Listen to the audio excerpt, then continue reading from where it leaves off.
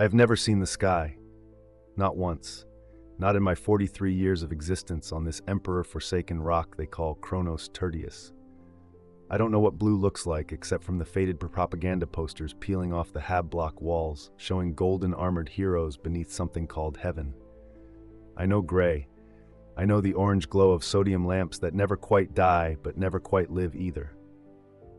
I know the perpetual twilight of recirculated air thick enough to chew, flavored with promethium exhaust, and the sweet rot stench of a billion bodies packed into a space meant for half that number.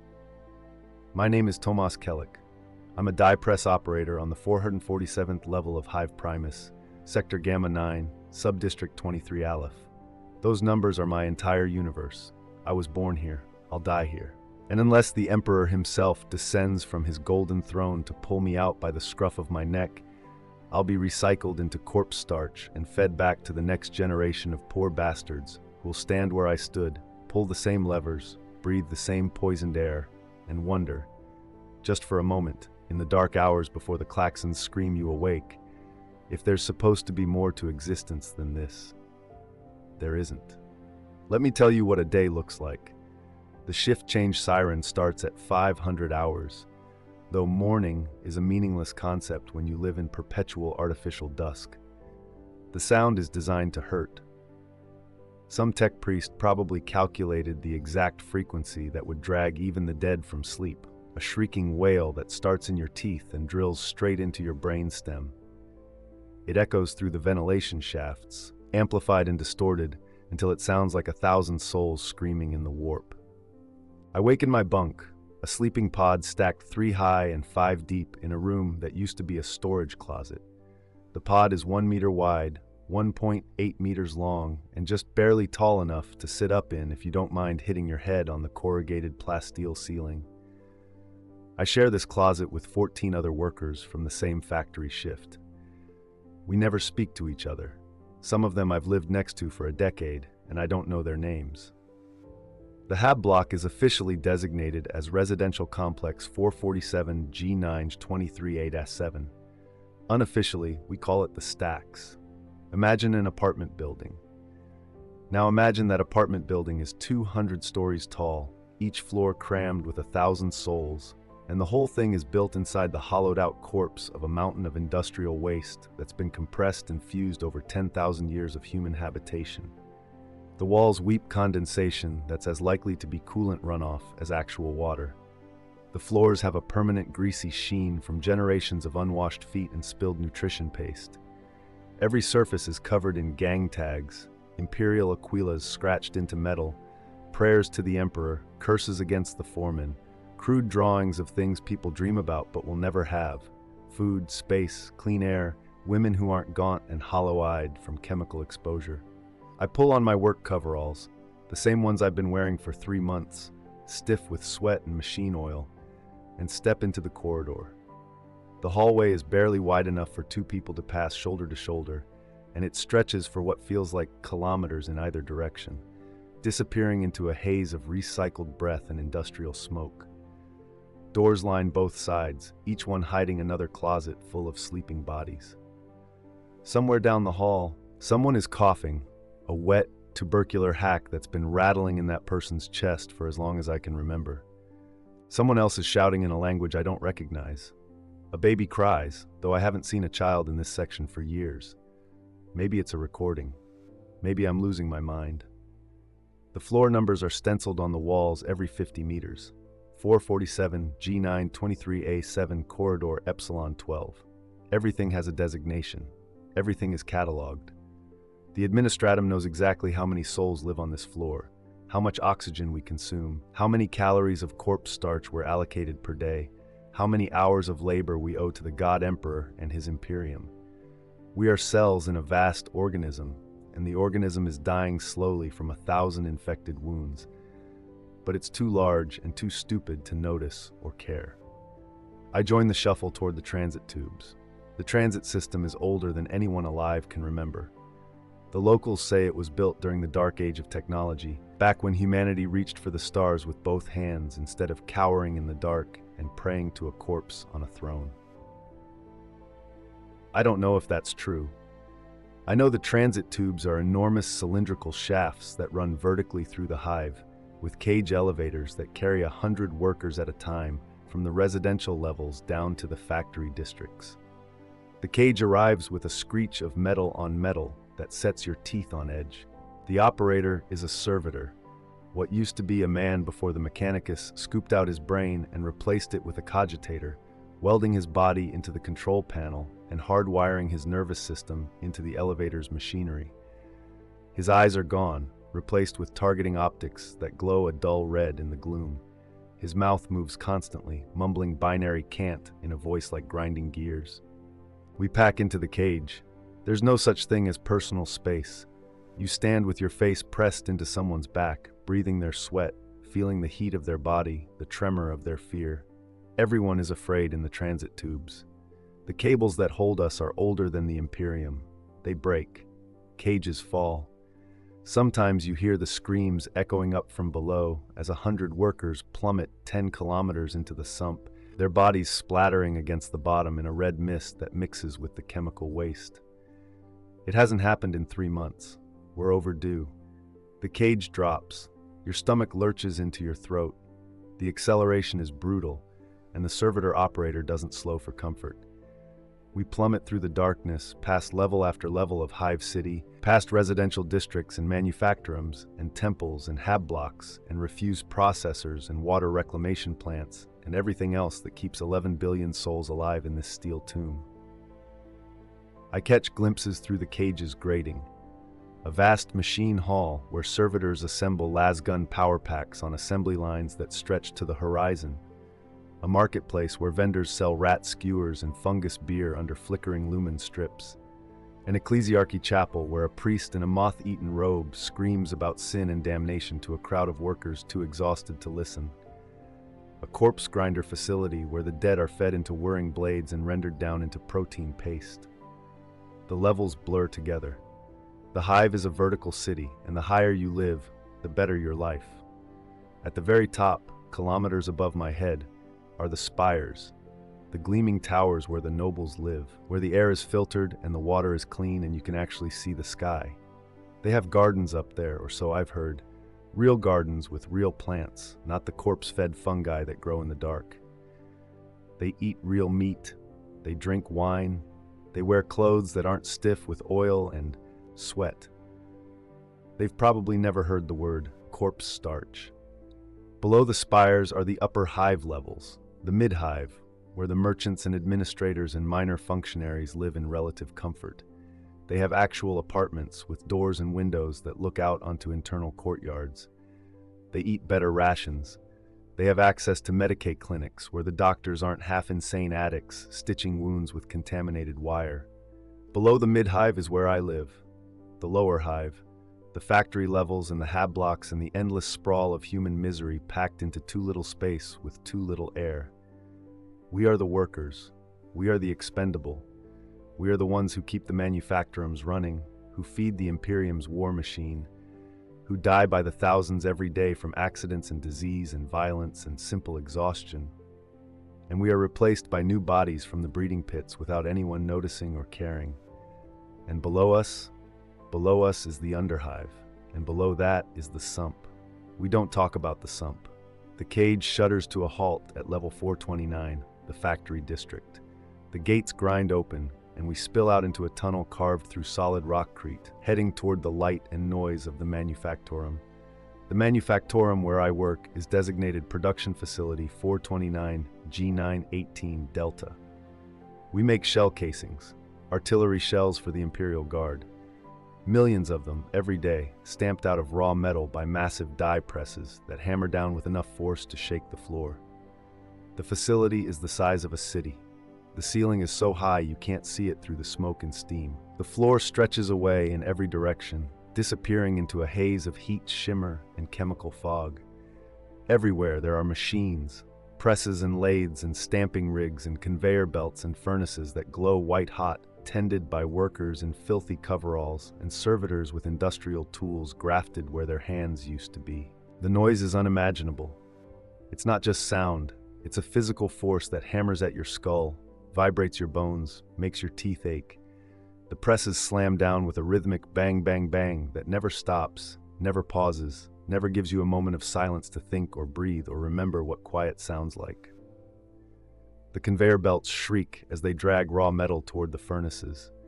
The furnaces roar like caged beasts. The air smells of scorched metal and promethium and human sweat and blood, because someone is always bleeding, someone is always dying, ground up in the gears or crushed under a press or burned alive when a furnace door fails. We don't stop for accidents.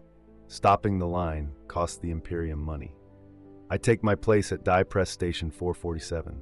My job is simple. Take the raw metal blank from the conveyor, place it in the die, pull the lever, remove the stamped shell casing, place it on the outgoing conveyor, repeat.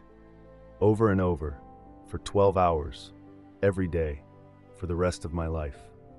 The press weighs 30 tons. When the lever is pulled, it drops with the force of a meteor strike, shaping the metal in an instant. If your hand is still in the die when it drops, you lose the hand. I've seen it happen. I've seen men scream and thrash as their pulped hand is crushed into the metal, fused with the shell casing, pulled away to the next station, where some servitor dutifully continues the work until a foreman notices the blood and orders the line stopped for cleaning. Those men don't come back to work. The Imperium has no use for one-handed die press operators. I'm careful. The shift supervisor is a man named Jek Horvath, a brutal ex-militarum enforcer with a bionic leg and a shock maul that he uses liberally on anyone who slows the line. He stalks through the factory floor like a predator, eyes scanning for weakness, for hesitation, for the moment when exhaustion makes your hands slow or your attention wander. If he catches you resting, even for a moment, the maul comes down. I've seen men collapse with their nervous systems fried, twitching on the floor while the conveyor keeps moving and the presses keep hammering and nobody stops because stopping the line costs the Imperium money. We are not people to Horvath. We are numbers. Production metrics. Units of labor to be optimized and discarded when we break. 12 hours. Blank die, lever, remove, repeat. Blank die, lever, remove, repeat. The heat is unbearable. The furnaces turn the air into something thick and choking, and there's no ventilation worth mentioning. Men pass out from heat exhaustion and are dragged away by servitors, dumped in a corner to recover or die, whichever comes first. I drink from the communal water station when Horvath isn't looking, a pipe that drips rusty liquid into a cracked basin. The water tastes of metal and chemicals and probably contains a dozen different contaminants that will kill me slowly over years of accumulated exposure. But I'm thirsty, and I drink and I return to my station before Horvath notices. Around me, my fellow workers labor in silence. We don't speak. The noise makes conversation impossible, but even if it didn't, we wouldn't talk. There's nothing to say. We've all been here too long. We've all seen too much. We're all just waiting for the shift to end, for the klaxon to scream and release us back to our hab blocks where we'll collapse in our bunks and sleep for 6 hours before the cycle begins again. This is my life. This is all there is. Sometimes, in the moments between one blank and the next, I look up at the ceiling hidden in the smoke and I try to imagine what the sky looks like. I've heard it's blue. I've heard there are things called clouds that drift across it. I've heard that on some worlds, the sun is warm instead of a distant, angry eye that burns through the haze for a few hours a day before vanishing again. I don't believe any of it. The shift ends at 1700 hours. The klaxon screams, and the machines wind down with a groan of exhausted metal. The presses stop hammering. The conveyor belts slow to a halt. The sudden absence of noise is almost painful. Your ears ring in the silence, searching for the rhythm they've been following for 12 hours. We shuffle toward the exit in a mass of exhausted bodies, too tired to do anything but move with the crowd. Horvath stands by the door, counting us as we leave, making sure nobody's collapsed somewhere on the factory floor and been overlooked. If the count is off, he'll send servitors to search the facility, and whoever is found will be dragged back to their station to finish their shift, conscious or not. Outside the manufactorum, the air is fractionally cooler and fractionally cleaner, though that's not saying much. We're still deep in the hive, surrounded by metal and stone and the accumulated filth of 10 millennia. The corridor leading away from the factory is wide enough for the crowd, lined with more propaganda posters. images of the God Emperor in his golden armor, holding a flaming sword, smiting xenos and heretics and traitors. Bold Gothic script declares, "Your labor is prayer. Your suffering is devotion. The Emperor protects." I stopped believing that years ago. The ration line is 3 blocks down, in a vast hall that serves as a distribution center for Sector Gamma 9.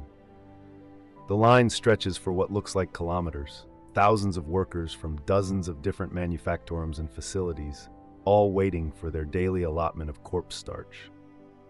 Corpse starch is exactly what it sounds like. The dead are rendered down into a gray, flavorless paste and reconstituted into bricks that have the texture of sawdust and the taste of absolutely nothing. It's fortified with vitamins and minerals to keep you alive, and it provides exactly enough calories to fuel another 12-hour shift. And that's all. You don't eat corpse starch because you want to. You eat it because the alternative is starvation. The line moves slowly. We stand in silence, each of us locked in our own private hell of exhaustion and hunger. Somewhere up ahead, someone starts coughing, that same wet, rattling cough I heard in the hab block this morning. It spreads through the crowd like a wave. Soon, half the line is coughing, hacking up phlegm and blood onto the floor. Nobody cares. There's a plague running through Sector Gamma 9. It's been going for 2 months now. The Medicae adepts say it's some kind of respiratory infection caused by contaminated air filters. But they don't have enough medicine to treat everyone, so they're prioritizing the workers in the essential industries, the munitions factories and the water reclamation plants and the power stations. The rest of us are left to either fight it off or die. I've been lucky so far. I haven't caught it, yet. The distribution servitor is a grotesque thing, a human torso grafted onto a mechanical chassis, with 4 arms that end in scoops and measuring devices. Its face is a mask of scar tissue and augmetic implants, and its eyes are dead glass lenses that reflect no light. It dispenses ration bricks with mechanical efficiency, scooping them from a massive vat of gray paste and slapping them into our hands as we pass. I take my brick and move on. It's warm, slightly sticky, and smells faintly of chemicals. I don't look at it too closely. If you think about what you're eating, you'll stop eating, and if you stop eating, you die. There's a water fountain near the exit, a rusted pipe that trickles brownish liquid into a basin. I cup my hands and drink, washing down the taste of corpse starch, and then I shuffle back out into the corridor and head for the transit tubes. The hive is a living thing, and like all living things, it's organized by hierarchy. The strong rise, the weak sink, and at the very bottom, in the darkness and the filth and the toxic waste, are the ones who've fallen so far that the Imperium doesn't even bother counting them anymore. I've been to the Underhive exactly once in my life. It was 7 years ago. My brother Mikhail got himself mixed up with the wrong people, a gang called the Rust Kings who controlled the narcotics trade in Sector Gamma 7. He owed them money, a lot of money. When he couldn't pay, they took him down below to the Underhive, and they told me that if I wanted to see him alive again, I'd come down and negotiate. I went. The Underhive is where the Hive's infrastructure breaks down completely. The elevators don't go that far. The power grid is unreliable at best. The air is so toxic that you need a rebreather just to survive more than a few hours. It's a lawless wasteland of collapsed tunnels and flooded chambers and forgotten factories where the gangs rule and the Arbites don't even bother to patrol. To get there, you have to descend through access tunnels that were never meant for human traffic. Service shafts and waste chutes and maintenance corridors that wind through the Hive's guts like the intestines of some massive beast. The walls are slick with condensation and mold. The floor is ankle-deep in filth. Things move in the darkness, mutants maybe, or feral servitors that have reverted to some kind of base programming. You hear them scuttling in the shadows, clicking and whispering, and you keep your hand on your knife, and you pray to the Emperor that they don't decide you're worth the effort to hunt. The Rust Kings had set up their base in an old water reclamation plant that had been abandoned for centuries. The machinery was still there, rusted and broken, but recognizable. They'd turned it into a fortress, with walls made of scrap metal and barbed wire, and guards with stub guns and spiked clubs who watched from makeshift towers as I approached. They let me in. My brother was in a cage, hanging from the ceiling over a pit filled with chemical runoff. His face was bruised, his hands broken. He looked at me with eyes that held no hope, no expectation of rescue. He knew what was coming. The gang leader, a woman named Scylla with a mechanical jaw and a flamethrower grafted to her arm, told me the price. Mikhail owed them 10,000 thrones. I could buy him back for 5,000, or I could leave him there and he'd be dead by morning. I didn't have 5,000 thrones. I didn't have 500. I left him there. I climbed back up through the access tunnels, my hands shaking, my mind numb, and I never went back. I don't know if they killed him quickly or slowly.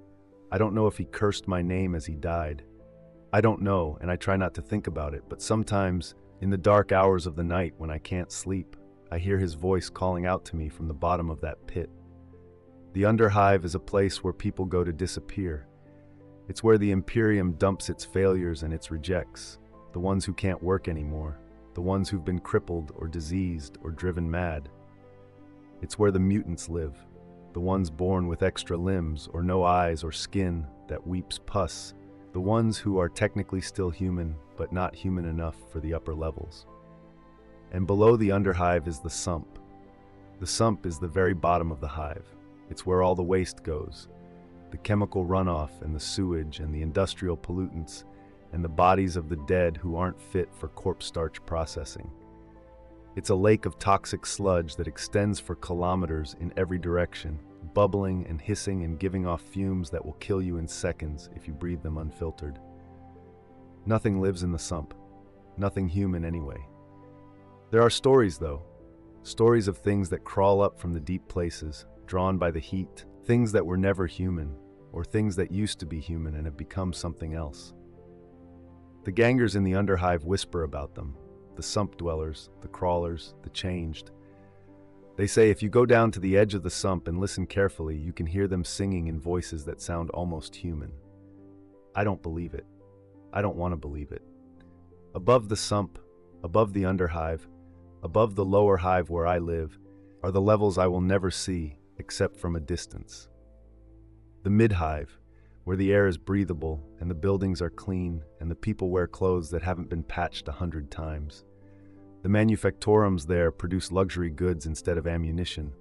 The workers there have names and identities and enough food that they don't spend every waking moment thinking about their next meal. And above that, the spires. The spires are visible from some of the higher factory levels. If you stand in the right place and squint through the smog, they're towers of white stone and crystal that rise kilometers into the air, so tall they disappear into the clouds. The nobles live there, the planetary governor, the ecclesiarchy bishops, the rogue traders and the merchant princes and the ones who own the manufactorums where we labor. They have everything, we have nothing.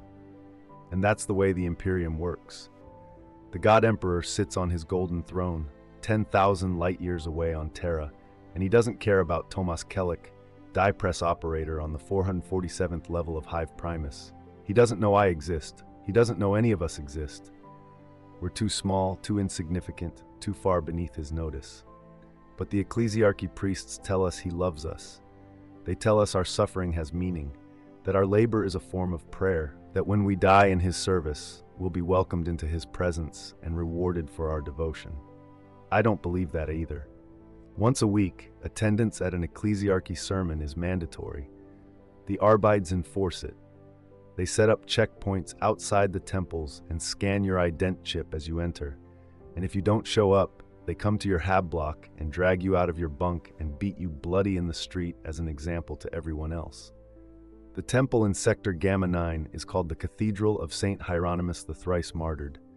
It's a vast, echoing space carved into the hive's structure, with walls covered in murals of the Emperor and his saints, all rendered in faded paint that's been retouched so many times the original images are barely recognizable. The ceiling is lost in shadow. The floor is packed earth, stained dark with the blood of penitents who flagellated themselves in front of the altar. The pews are just benches, rough-hewn planks that can seat 1,000 workers at a time. We file in silently, too exhausted to speak, and we sit and we wait for the priest to begin. Father Grevo is a mountain of a man, bloated and pale, with jowls that hang down to his chest and eyes like chips of flint. He wears robes of black and red, heavy with embroidered aquillas and purity seals, and he carries a staff topped with a human skull that he claims belonged to a saint. He begins every sermon the same way: "You are born in sin." His voice booms through the cathedral, amplified by ancient voxcasters that crackle and hiss. You are born in sin, and you will die in sin, and the only thing that stands between you and damnation is the God Emperor's mercy. But his mercy is not free. It must be earned through suffering, through labor, through devotion to his Imperium. The congregation mumbles a response, too tired to shout. We are his servants. Your lives are not your own, Graveau roars, pacing in front of the altar. You belong to the Imperium. Your flesh, your blood, your every breath is owed to him. And when you die, he goes on like this for an hour. He talks about sin and redemption and the endless war against the heretic, the mutant, the xenos. He talks about the traitors who turned against the Emperor 10,000 years ago and doomed humanity to an eternity of suffering. He talks about the saints who died in agony for the glory of the Imperium. He talks about how we, the lowly workers of Hive Primus, are doing our part in the great crusade to reclaim the galaxy in the Emperor's name. It's all lies. Or maybe it's not. Maybe somewhere out there, on distant worlds beneath alien skies, the Imperium's armies are actually fighting for humanity's survival. Maybe the Space Marines and the Imperial Guard are holding the line against horrors I can't even imagine. But down here, in the depths of the Hive, it doesn't matter. Down here, the only war is the war to survive another day. After the sermon, we're required to file past the altar and kiss the icon of the Emperor, a golden skull set on a pedestal. The icon is worn smooth from a million lips, and it's covered in a thin layer of grime from generations of unwashed mouths. I press my lips to it briefly, feeling the cold metal against my skin, and I move on before Father Graveau can catch my eye and demand a more enthusiastic display of devotion. Outside the cathedral, the Arbites are waiting. The Adeptus Astartes are the Imperium's enforcers, the law made flesh, brutal and efficient. They wear armor of black carapace, reinforced with ceramite plates, and they carry shotguns and shock mauls and the authority to execute anyone they deem a threat to imperial order. They are judge, jury, and executioner, and they answer to no one except the planetary governor and the distant halls of the Adeptus Terra. There's a squad of them outside the cathedral today, standing in formation with their visors down and their weapons ready. They're conducting a random compliance check. We line up. One by one, they scan our ident chips and run them through a data slate, checking for outstanding warrants or missed work shifts or unpaid debts to the administratum. If your record is clean, you're waved through. If it's not, you're pulled aside and dealt with. The man in front of me, a stooped, gray-haired laborer with a tremor in his hands, gets flagged. The Arbites don't even bother to explain why. They just grab him by the arms and drag him toward a waiting transport. And he's screaming and begging and trying to explain that he's made a mistake, that he'll fix it, that he has a family. But the Arbites don't care, and they throw him into the back of the transport and slam the door, and that's the last anyone sees of him. I pass through without incident. The Imperium controls the Hive in name, but in practice, large swaths of it are governed by gangs. The Arbites don't have the manpower to police every corridor and hab block, and they don't particularly care what happens in the lower levels as long as production quotas are met. So the gangs fill the vacuum, carving out territories and enforcing their own brutal laws. In Sector Gamma 9, there are three major gangs: the Rust Kings, the Ashen Hand, and the Red Choir. The Rust Kings, like I said, control the narcotics trade. They cook up stimulants and hallucinogens in hidden labs in the Underhive, using chemicals stolen from manufactorums and refined in makeshift stills. The most popular drug is called Bliss, a synthetic compound that gives you 6 hours of euphoria, followed by 3 days of agony, and eventually kills you through organ failure. People take it anyway, because 6 hours of not feeling the grinding horror of their existence is worth the price. The Ashen Hand runs protection rackets. They extort money from shop owners and merchants and small-time traders, offering protection from the very violence they themselves would inflict if you didn't pay. They're brutal, but organized, and they have connections in the mid-hive that give them access to better weapons and armor than most gangers can dream of. The Red Choir is the most terrifying of the three. They're a cult, a group of fanatics who worship the Emperor in ways that make even the ecclesiarchy nervous. They believe that suffering is the purest form of devotion, and they practice ritual mutilation and human sacrifice in hidden temples deep in the Underhive. They carve the Aquila into their own flesh with hot knives. They sing hymns as they bleed, and they recruit from the most desperate and broken workers, the ones who've lost everything and are looking for meaning in the pain. I've stayed away from all of them, but that doesn't mean they've stayed away from me. About a month ago, an Ashen Hand enforcer named Garrick showed up at my hab block. He was a huge man with a shaved head covered in gang tattoos and a bionic arm that ended in a powered claw. He walked right up to my sleeping pod, kicked the door until I woke up, and told me I owed them money. I didn't owe them anything. Garrick explained, very calmly, that the Ashen Hand had decided to expand their protection racket, include the workers in the hab blocks. Everyone on my floor now owed them 50 thrones a month. If we paid, we'd be protected from robberies and assaults and other unfortunate incidents. If we didn't pay, well, unfortunate incidents would happen. He gave me a week to come up with the money. I don't have 50 thrones. I barely have 5. My entire monthly wage goes to the administratum as a tithe, and what's left after that is barely enough to cover the cost of my sleeping pod. I've been saving for 3 years to buy a new pair of boots, because the ones I'm wearing have holes in the soles, and my feet are covered in sores from walking on the filthy floors. I told Garrick I couldn't pay. He smiled. It wasn't a friendly smile. He said he'd be back in a week, and if I didn't have the money, he'd break both my legs so I couldn't work, and then he'd sell me to a corpse grinder facility where I'd be rendered down while I was still alive. I believed him. I've been trying to figure out where to get the money ever since. I've considered taking a second shift at the manufactorum, but Horvath only hires workers who can keep up with the pace, and I'm already barely holding on. I've considered selling my ration allotment, but if I do that, I'll starve. I've considered joining the Red Choir because they supposedly take care of their members, but I'm not desperate enough to start cutting myself up and singing hymns to a corpse on a throne. Not yet, anyway. 3 days after Garrick's visit, the power goes out. It's not unusual. The Hive's power grid is ancient and overloaded, and sections of it fail regularly.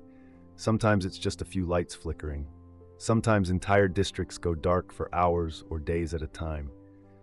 This time it's bad.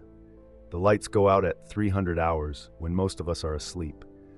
One moment, the hab block is filled with the usual background hum of the ventilation system and the glow of the sodium lamps in the corridors. The next moment, there's nothing but darkness and silence. I wake to the sound of screaming. In the pitch blackness, someone is screaming, a high, thin wail of absolute terror that echoes through the hab block. Other voices join in, shouting and cursing and crying out for light. I hear bodies slamming against walls as people stumble through the darkness, trying to find the exits. I stay in my pod. Moving in the dark is a good way to get trampled. The emergency lumen strips should have kicked in by now, but they don't. That means the backup generators have failed too, which means this isn't just a routine outage. Something has gone very wrong. The screaming continues. I hear a wet thud, followed by a gurgling sound and then silence. Someone has been hurt, maybe killed. I can't see, and I don't want to know. The darkness is absolute. It's not like closing your eyes. It's the kind of darkness that presses against your eyeballs that makes you question whether you're even still alive. In the Hive, we live our entire lives under artificial light. Without it, we're helpless. Minutes pass, maybe hours. Time loses meaning in the dark. Then I hear something else, a skittering sound like claws on metal. It's coming from the ventilation shafts. Multiple sources, moving fast, getting closer. My hand finds the knife I keep under my thin mattress, a piece of sharpened scrap metal wrapped in cloth for a handle. It's not much, but it's all I have. The skittering gets louder, and then someone near me starts screaming again, but this time it's cut short with a wet tearing sound. Something is in the hab block with us, something that hunts in the dark, the Underhive mutants. They must have come up through the vents when the power failed and the security grills went offline. I press myself into the corner of my pod, knife held in front of me, trying to control my breathing. The creatures move through the darkness with terrible efficiency. I hear the sounds of feeding, crunching bone, slurping flesh. I hear people begging for mercy in a dozen languages. I hear children crying. The Emperor protects, the priests say. He doesn't. After what feels like an eternity, emergency lighting finally flickers on. Dim red lumens that barely push back the darkness. In that crimson glow, I see them. Pale, twisted things with too many limbs and eyes that reflect the light like an animal's. They're covered in blood and scraps of clothing. As the light hits them, they screech and scatter back toward the ventilation shafts, dragging bodies with them. 3 people from my corridor are gone. Just gone. Taken into the dark to be eaten in whatever hole these things call home. The Arbites arrive an hour later. They don't pursue the mutants into the vents. They just count the missing, update their data slates, and leave. One of them tells us the power should be restored within 6 hours. He says it like it's good news. The power comes back after 11 hours. By then, 4 more people have died, 1 from injuries sustained in the panic, 3 from the toxic fumes that built up when the ventilation system failed. Their bodies are collected and taken to the corpse grinders. We go back to work. The hive is always falling apart. It's too old, too massive, too poorly maintained. Sections of it collapse regularly. Tunnels cave in, hab blocks crumble. Entire levels are sealed off when the damage is too extensive to repair. The Administratum marks them as defunct sectors and writes them off, along with everyone who lived there. On my way to work, 2 weeks after the blackout, I witness a collapse firsthand. I'm in one of the main transit corridors, a broad thoroughfare that connects the residential districts to the factory levels. It's packed with workers heading to their shifts, thousands of us moving in a slow river of exhausted humanity. The air smells of sweat and machine oil and the ever-present chemical tang that pervades the lower hive. The ceiling groans. It's a deep, grinding sound that makes your bones vibrate. Everyone stops moving. We all look up, even though we can't see the ceiling through the smoke and darkness. The sound comes again, louder this time, and then there's a crack like a gunshot. Someone screams, "Run!" The crowd surges forward, but there's nowhere to go. We're packed too tightly, trapped in the corridor like rats in a tunnel. The ceiling gives way with a roar that drowns out everything else. A cascade of rockcrete and twisted metal, and Emperor knows what else, falling in a cloud of dust and debris. The front of the crowd is buried instantly. I'm far enough back that I'm not caught in the immediate collapse, but the dust cloud hits me like a physical wave, choking and blinding. I drop to my knees, covering my mouth with my sleeve, trying not to breathe the pulverized stone. The dust settles slowly. The corridor ahead is completely blocked. Where there had been a road wide enough for hundreds of people, there's now just a mountain of rubble. And somewhere under that rubble are the bodies of everyone who was too slow to get clear. The survivors stand in stunned silence, coughing and wheezing. Nobody moves to dig. There's no point. Anyone under that much debris is already dead. And even if they're not, we don't have the equipment to move tons of rockcrete. An Arbites patrol arrives within the hour. They assess the damage, call it in to whoever tracks these things, and then they start directing the survivors to alternate routes. One of them announces through a voxcaster that this corridor is now closed indefinitely. We'll have to use the secondary passages to reach the factory district, which means our commute just got an extra hour longer each way. Nobody complains. Complaining doesn't bring the dead back. I take the long route and arrive at the Manufactorum 3 hours late. Horvath docks my pay for half a shift and threatens to have me flogged if it happens again. I don't tell him about the collapse. He doesn't care about excuses. That night, lying in my pod, I calculate how many people died in the collapse. The corridor had been packed with maybe 2,000-3,000 workers. The collapse took maybe a quarter of them. 750 people, give or take, dead in an instant, buried under tons of... Once a year, the Administratum conducts the Imperial Tithe. This is when the planetary governor's representatives descend from the spires and count everything. Every worker, every ton of production, every shell casing and lasgun power pack and boot and ration brick. They compare the count to the quotas set by the Administratum on distant Terra, and if we've met the quota, life continues as normal. If we haven't met the quota, things get ugly. This year, we're short. Nobody knows why. Maybe it's the plague that's been killing workers faster than they can be replaced.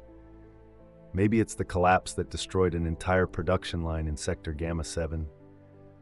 Maybe it's just the inevitable decay of a system that's been running for 10,000 years without any real maintenance. Whatever the reason, Hive Primus is 12% below quota on munitions production, and the Administratum is not pleased. The announcement comes during a mandatory assembly in one of the massive plaza levels. Every worker in Sector Gamma 9 is summoned, tens of thousands of us, packed into a space designed for maybe half that number. We stand shoulder to shoulder under the harsh glare of spotlights, while a representative of the planetary governor, a thin, pale man in red robes with a voice like a rusted hinge, reads the judgment. Hive Primus has failed the Emperor. To make up the shortfall, the work shifts are being extended from 12 hours to 16. All rest days are canceled until further notice. Rations are being reduced by 20%, and any worker who fails to meet their individual production quota will be subject to immediate termination and corpse starch processing. There's no protest. Protesting would be heresy. The Arbates stand around the perimeter of the plaza with their weapons ready, watching for any sign of dissent. We listen in silence, and then we're dismissed, and we shuffle back to our hab blocks, knowing that our already unbearable lives have just become a little more unbearable. 16-hour shifts. I don't know if I can do it. I'm already running on fumes. My hands shake from exhaustion. My back is a constant knot of pain from hunching over the die press. I've lost 20 pounds in the last year because the rations aren't enough to sustain the work we're doing. But I don't have a choice. None of us do. The first day of the new schedule, 3 men on my factory floor collapse from exhaustion. Horvath has them dragged away and replaced within the hour. On the third day, a woman at the station next to mine loses focus for just a second and gets her hand caught in the press. The scream cuts through even the noise of the machines. They take her away too. On the 5th day, I start seeing things that aren't there. Shadows moving at the edge of my vision, faces in the smoke. I blink and they're gone. But I know what's happening. My brain is shutting down from lack of sleep and proper nutrition. I'm hallucinating. I'm not the only one. Half the workers on the floor are stumbling around like the Walking Dead, eyes glazed, movements mechanical. We're being worked to death, literally, and the only thing keeping us going is the fear of what will happen if we stop. And then Garrick comes back. I'm in the ration line when he finds me. I'm so exhausted I don't even notice him until he's standing right next to me, that mechanical arm of his clicking and whirring. "Time's up, Kellic," he says quietly. "You got my money?" I don't. Garrick nods slowly, like he expected this. "Disappointing. Come with me." "I'm in line," I say stupidly, because my brain isn't working right, and that's the only thing I can think to say. Garrick's biological hand goes to the shock maul on his belt. Now, we enter a room that might have been a storage space once. Now it's some kind of meeting hall with benches and tables and a handful of gang members lounging around, cleaning weapons or counting stacks of throne coins. Garrick pushes me toward a man sitting at the central table. The man is older, maybe 50, with a face like weathered leather and eyes that calculate your worth in the time it takes to blink. "This is Vex, the Ashen Hands leader in this sector." "This the one who can't pay?" Vex asks. Garrick nods. Vex studies me for a long moment. "You got family, Kellic?" I shake my head. "Brother's dead. Parents were corpse starch before I could walk. Friends? No. Savings? No." Vex leans back in his chair. "So you're worthless. No leverage, no value. Normally I'd have Garrick here break your legs and dump you in the sump, let the crawlers finish you off. But I'm in a generous mood today, and we've got a problem that someone like you might be useful for." I wait. I'm too tired to be afraid anymore. "You heard about the Red Choir?" Vex asks. I nod. "They've been expanding, moving into our territory, recruiting our customers, preaching their crazy blood and suffering bullshit to anyone desperate enough to listen. Last week, they killed 3 of my men. cut them up in some kind of ritual sacrifice, and left the bodies in the street as a message. I don't see what this has to do with me. Vex continues. We've tried to hit them back, but they're dug in deep in the Underhive, and they've got connections. Ecclesiarchy connections. Some of the local priests have been turning a blind eye to their activities, maybe even supporting them, because the Red Choir preaches emperor worship, so technically they're not heretics. He leans forward. I need information. I need to know where their main temple is, how many fighters they've got, what weapons they're using. I need someone who can get close to them, join up, and report back. Understanding dawns slowly through my exhaustion. You want me to infiltrate them. Smart boy. You're broke, you're alone, you're working yourself to death. You're exactly the kind of desperate wretch they love to recruit. You go to one of their street preachers, you tell them you're looking for meaning in your suffering, you join up, and you feed me information. In exchange, I'll forgive your debt and pay you 50 thrones a month on top of it. And if they find out I'm a spy, Vex smiles coldly, then they'll peel your skin off and sacrifice you to the Emperor, and I'll find someone else. But if you don't do this, Garrick breaks your legs right now. Your choice. It's not really a choice. I agree. Finding the Red Choir isn't hard. They preach openly in the lower levels, standing on makeshift pulpits in the market districts, shouting about suffering and devotion and the beauty of pain. The Arbites don't stop them because they preach loyalty to the Emperor, and the Ecclesiarchy doesn't stop them because they technically aren't heretics, even if their methods make the official priests uncomfortable. I approach one of their street preachers 3 days after my meeting with Vex. He's a gaunt man with burn scars covering half his face and the Aquila carved into his chest. Not tattooed, carved, the flesh cut away so the design is raised in scar tissue. He's standing on a crate in the middle of a plaza, surrounded by a small crowd of workers, and he's screaming about transcendence through agony. The Emperor knows suffering, he shouts. He has sat upon his golden throne for 10,000 years, unable to move, unable to speak, his body racked with endless pain. And yet he endures. And in his endurance, he shows us the way. We must embrace our suffering. We must welcome the pain, for it is through pain that we prove our devotion. I wait until he's finished, until the crowd disperses. Then I approach him. I want to join, I say simply. He looks at me with eyes that burn with fanatical intensity. You wish to walk the path of suffering? I'm already suffering. I want it to mean something. He nods slowly, approvingly. What is your name? Tomas Kellic. I am Brother Matthias. Come with me, Tomas Kellic. Let me show you the truth. He leads me down, always down. We descend through levels I've never seen, past checkpoints where Red Choir guards in ragged robes wave us through, into the Underhive where the air grows thick with chemical fumes and the walls weep moisture.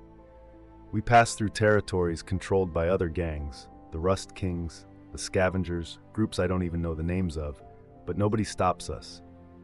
The Red Choir is feared down here. Finally, we reach their temple. It's built in what used to be a water treatment facility, a vast chamber with pools of stagnant liquid and pipes running up the walls like veins. But the Red Choir has transformed it. The pools are filled with blood now, kept fresh by regular donations from the faithful. The walls are covered in frescoes painted in blood and ash, depicting the Emperor in various poses of suffering, being torn apart by traitors, burning in holy fire, sitting on his throne with his flesh rotting from his bones. And everywhere, there are people. Hundreds of them, maybe thousands, all dressed in ragged red robes, all marked with self-inflicted scars. They move through the temple in silence, heads bowed, expressions serene. Brother Matthias leads me to the central altar, where a woman stands waiting. She's tall and skeletally thin, with black hair that hangs to her waist and eyes like chips of ice. Her entire body is a network of scars. The Aquila, prayers in High Gothic, devotional phrases, all carved into her flesh. She radiates a kind of terrible charisma. This is the chorus mistress, Brother Matthias whispers. She leads us. The chorus mistress looks at me, and I feel like she can see straight through to my soul, see every lie I've ever told, every betrayal I've ever committed, see that I'm here as a spy. But she just smiles. Welcome, brother, she says, her voice surprisingly gentle. You have come seeking purpose. Yes, I manage to say. Then you shall find it. But first, you must prove your devotion. You must show the Emperor that you are willing to suffer for him. She produces a knife from her robes. It's a beautiful thing, a long, curved blade of dark metal engraved with prayers. She heats it over a brazier until the metal glows red. "Kneel," she commands. I kneel. She places the blade against my chest, right over my heart, and she begins to carve. The pain is exquisite. Not a quick, sharp pain like cutting yourself on accident, but a slow, deliberate burning that seems to go on forever. I try not to scream. I fail. My screams echo through the temple, and all around me, the faithful begin to sing, a low, droning hymn that builds and swells until it fills the entire space. The chorus mistress cuts the aquila into my chest, and when she's done, she pours something on the wound that burns even worse. Salt, maybe, or acid. I nearly pass out. "You have taken the first step," she says, helping me to my feet. "Now you are one of us. Now your suffering has meaning. Welcome to the Red Choir, Brother Thomas." I spend 3 weeks with the Red Choir. I expect them to be monsters. I expect cruelty, sadism, madness. And there is some of that. The rituals are brutal. The self-flagellation is constant, and once a week they choose someone from among the faithful to be sacrificed to the Emperor, their blood poured into the pools while the choir sings hymns. But there's also community, brotherhood, purpose. These people have nothing. They're the dregs of the hive, the ones who've been ground down by the Imperium until there's nothing left but pain. And the Red Choir gives them a way to transform that pain into something meaningful. When you cut yourself for the Emperor, you're not just another expendable worker dying in obscurity. You're a devotee, a martyr, someone whose suffering matters. The chorus mistress preaches every day. She stands before the congregation and she talks about the Emperor's love, about how he suffers for humanity, about how we can share in his divinity by sharing in his pain. And people listen, people believe, because the alternative is to believe that their suffering is random and pointless, and that's too terrible to contemplate. I attend the services, I participate in the flagellation rituals, I learn their hymns, and slowly, despite myself, I start to understand why people join. I also gather information for Vex. I count the fighters, about 200 who are capable of combat, plus another 500 non-combatants who live in the temple. I note their weapons, mostly crude melee weapons, knives and clubs and chains, but a few stub guns and even a couple of auto guns. I map the temple's layout, marking the entrances and the places where guards are stationed. And I meet a woman named Sarah. She's younger than me, maybe 30, with dark eyes and a quiet intensity. Her arms are covered in scars, but her face is unmarked, almost beautiful. She approaches me after a service one day and asks if I'd like to pray with her. We pray, and then we talk. She tells me her story. She was a factory worker, like me, but in a different sector. She had a daughter, a little girl named Mina. 3 years ago, there was a chemical leak in her manufactorum. Mina was playing nearby when it happened. By the time they found her, the fumes had eaten away her lungs. She died slowly, over the course of 3 days, coughing up blood and pieces of tissue, while the Medicae adepts shook their heads and said there was nothing they could do. Sarah tried to file a complaint with the Administratum. She wanted someone to be held responsible, wanted the foreman to be punished for not maintaining the safety equipment. But the Administratum dismissed her complaint. Accidents happen, they said. Production must continue. She found the Red Choir 6 months later. They gave her a way to make sense of Mina's death, a framework that transformed it from a meaningless tragedy into a holy sacrifice. Mina had suffered for the Emperor, and her suffering had meaning, and one day Sarah would see her again in the Emperor's presence. "Do you believe that?" I ask. Sarah looks at me with those dark eyes. "I have to," she says simply. "Because if I don't, then Mina died for nothing, and I can't live with that." We become friends, more than friends. In a place like the Red Choir, where everyone is broken in some way, finding another broken person who understands becomes a kind of intimacy. We pray together, we attend services together, and late at night when the temple is quiet and the faithful are sleeping, we lie together in the darkness and we talk about our pain. She tells me she loves me. I don't tell her I'm a spy. I give Vex the information he wanted. All of it. Maps, numbers, weapons, guard rotations, everything. He pays me the 50 thrones he promised, and he tells me to stay out of the Underhive for the next week. I know what's coming. I should warn them. I should tell the chorus mistress that the Ashen Hand is planning an attack. But if I do that, Vex will know I betrayed him, and I'll end up dead. And even if I warn them, what difference will it make? The Red Choir is outnumbered and outgunned. The Ashen Hand will hit them hard and fast, and the Arbites won't intervene because this is just gangs killing each other in the Underhive, and the Imperium doesn't care about gangs killing each other as long as production continues. I stay quiet. 5 days after I deliver the information, the Ashen Hand makes their move. I'm not there to see it, but I hear about it afterward from the survivors. They hit the temple during the evening service when everyone is gathered in the main chamber. The Ashen Hand fighters come in through every entrance at once, 50 heavily armed gangers with autoguns and incendiary grenades. They don't offer terms, they just start killing. The Red Choir fights back, but they're no match. Most of them are workers, not soldiers. They have faith in knives, but faith doesn't stop bullets. The battle lasts maybe 10 minutes. By the end, half the Red Choir is dead, and the rest are scattered into the deeper Underhive. The chorus mistress is captured alive. Vex has her brought to his headquarters, where he personally tortures her for information about other Red Choir cells in the Hive. She doesn't break. She sings hymns the entire time, even when they're cutting pieces off her. Finally, Vex gets bored and has her throat cut.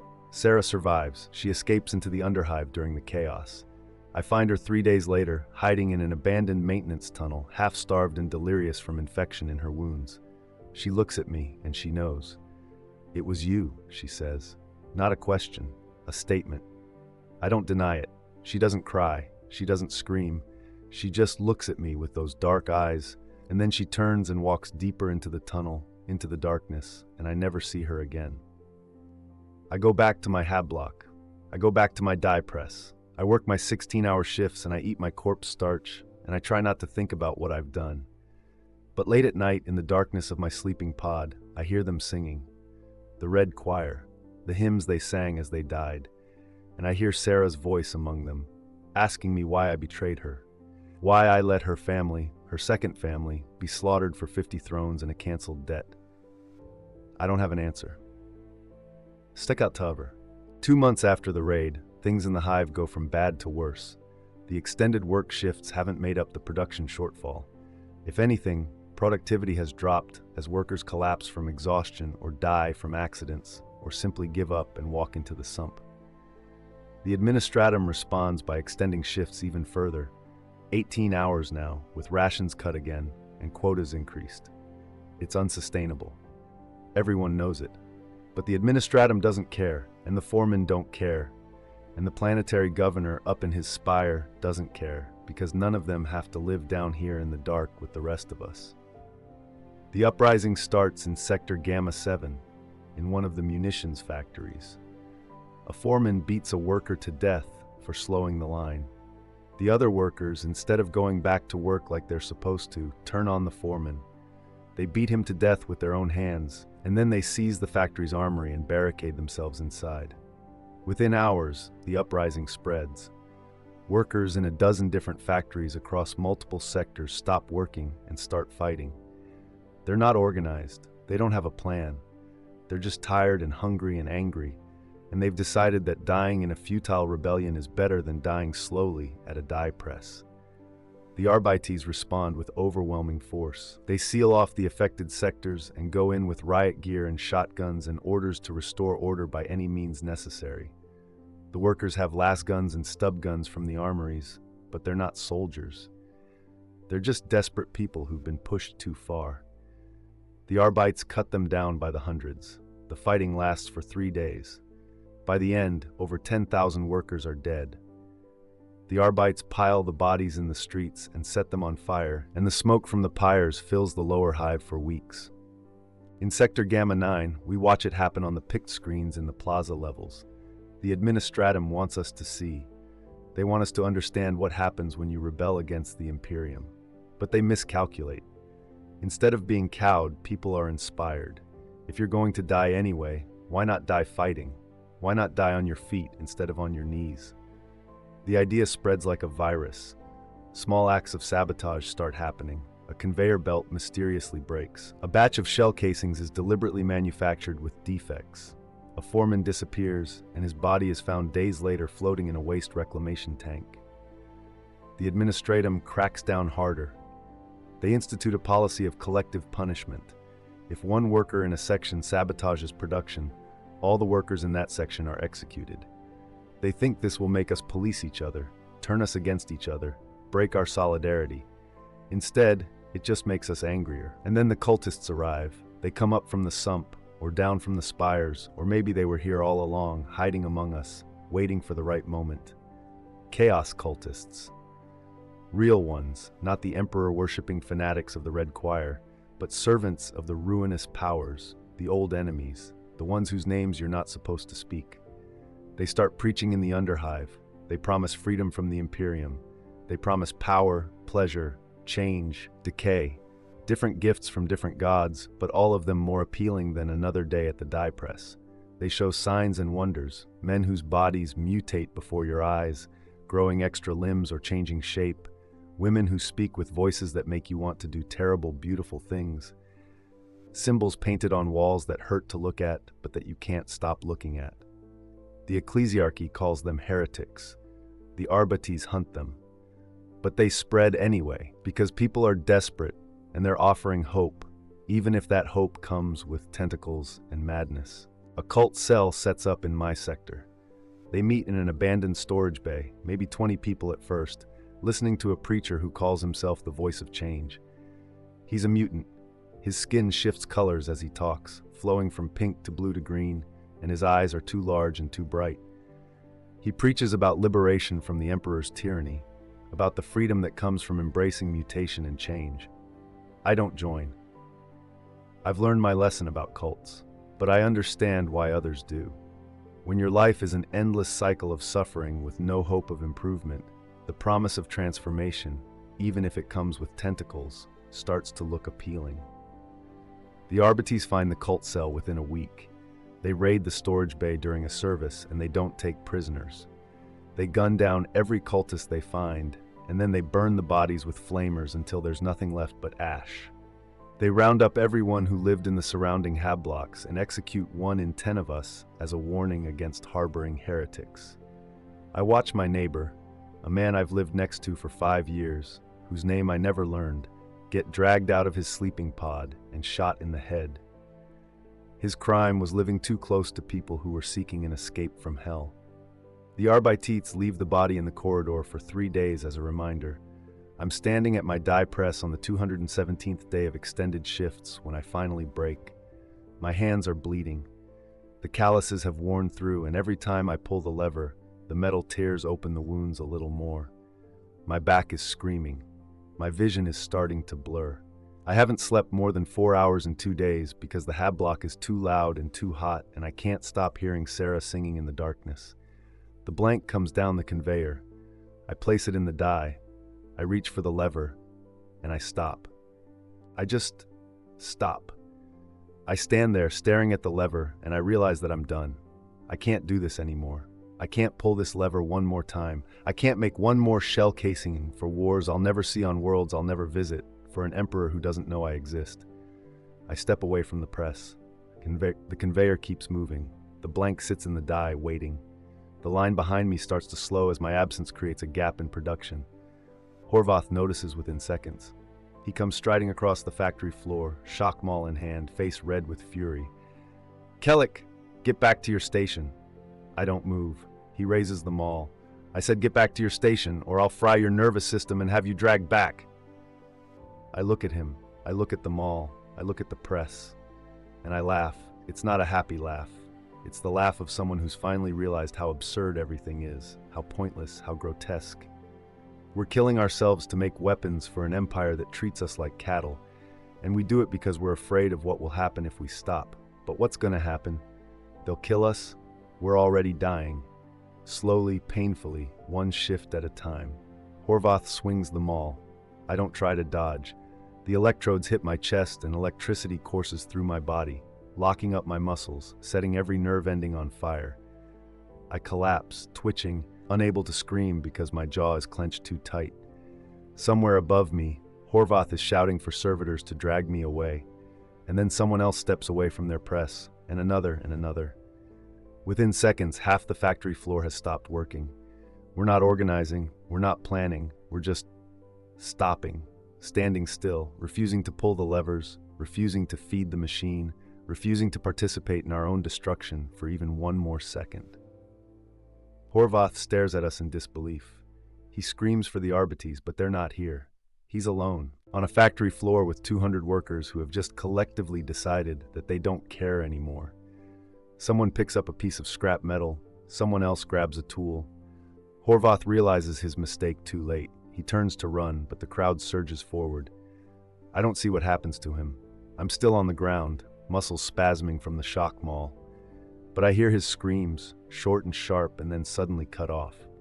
The factory floor descends into chaos. Workers are destroying equipment, setting fires, smashing anything they can reach. It's not strategic. It's not a revolution. It's just rage, pure and simple, finally finding an outlet. I manage to get to my feet. My legs barely support me, but I stumble toward the exit, joining the crowd of workers fleeing the manufactorum before the Arbits arrive. We pour out into the corridors. Some people head for the transit tubes, trying to get back to their hab blocks. Others head down, toward the underhive, seeking refuge in the lawless depths. A few head up toward the midhive, though they won't get far before the checkpoints stop them. I head down. The underhive is in chaos. Word of the uprising has spread, and everywhere, people are fighting. Workers against foremen, gangs against Arbites, cultists against anyone who gets in their way. The air is thick with smoke from fires burning out of control. Bodies litter the streets. The sound of gunfire echoes through the tunnels. I keep moving, always down, following the slope of the tunnel into the deeper levels. I'm not thinking about where I'm going. I'm just trying to get away from the killing above. I pass through territories I don't recognize. I see things that don't make sense. Massive machines that seem to serve no purpose, monuments carved with symbols that hurt to look at, chambers filled with what looks like crystallized time. The underhive is older than anyone knows, and down here in the forgotten places,